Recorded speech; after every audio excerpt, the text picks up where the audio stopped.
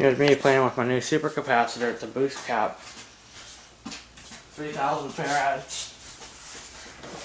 It's 3,000 farads, 2.7 volt Maxwell Boostcap. It's a BCAP3000E. This is something I bought online, and supposedly, which I believe, it came from a hybrid bus. For basically when it stops, the amount of power that the motors are generating based on the momentum of the bus, they put this capacitor attached to that motor. They connect to that motor, so that the motor, as it spins down slower and slower as the bus stops, charges the capacitor. Now the power that's necessary to charge this capacitor, the amperage that has to be put through it, is actually what loads the motor to get the bus to stop. They don't use any friction brakes, so there's nothing, no parts to wear out. So that's the optimum braking performance, because you never have to worry about brakes fading.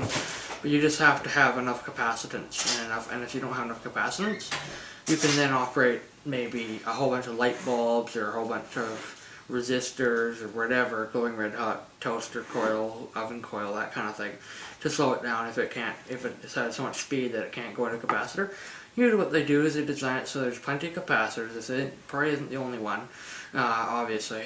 There'd be a whole bunch of these in each bus, and when it stops, it charges a capacitor. Then guess what they do?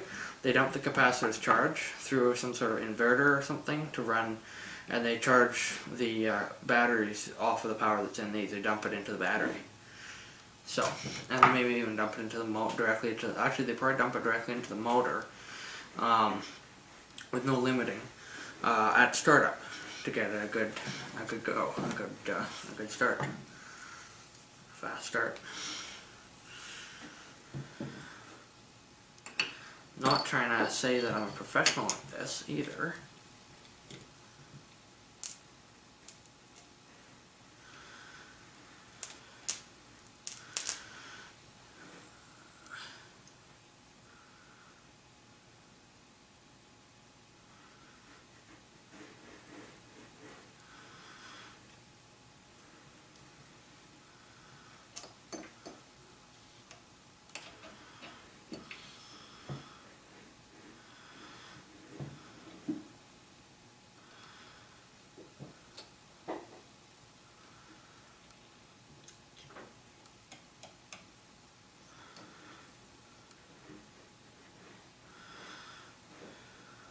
I believe I have discharged my capacitor.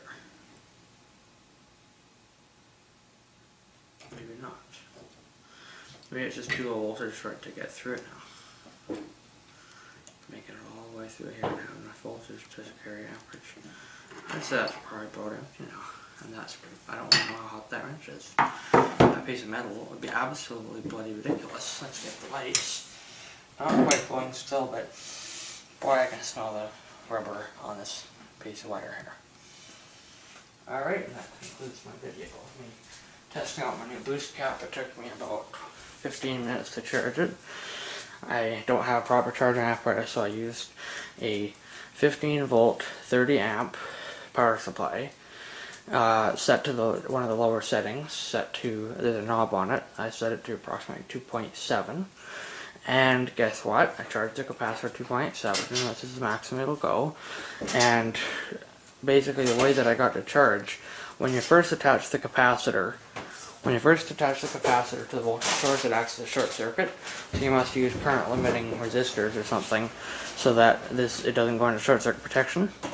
But for some reason, even with the thick wires and everything, when I set it down to 2.7 volts, I could only get about 10 amps to go through the 7 to 10 amps to go through the resistance of the entire circuit.